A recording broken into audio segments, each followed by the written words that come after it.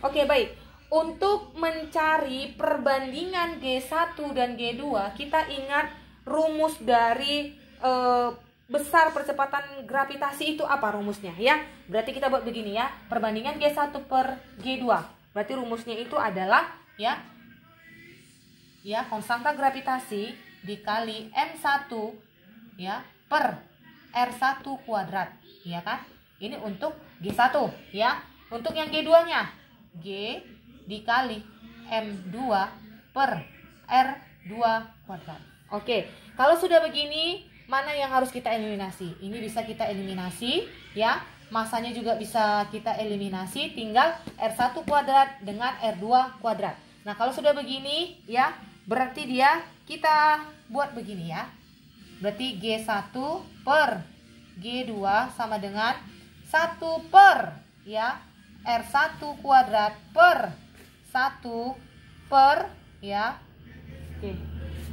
Agak kecil papan tulisnya, sorry ya. Kita buat supaya bisa lebih rapi.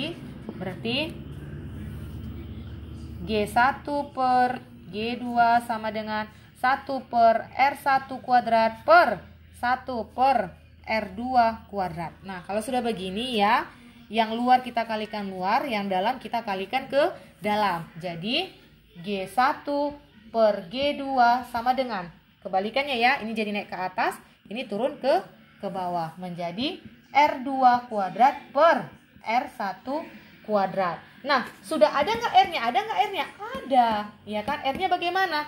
Berarti G1 per G2 sama dengan R2-nya. Berarti R2 di sini adalah R2 yang mana kita gunakan? R2 di sini berapa? Kita buat R1. R1-nya adalah jari-jari di bumi tadi apa? Bernilai R.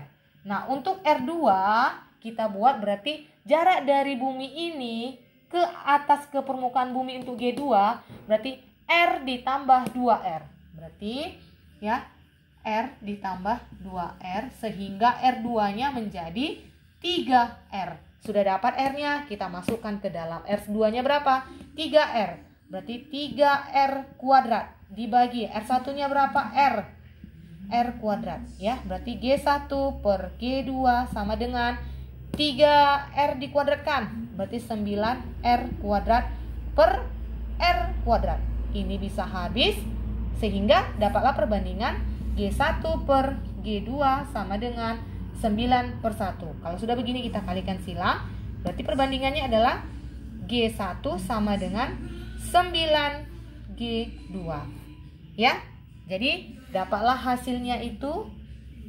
Berarti G1 sama dengan 9G2. Berarti kalau perbandingan G1 banding G2 hasilnya 1 banding 9. Ya, inilah hasilnya.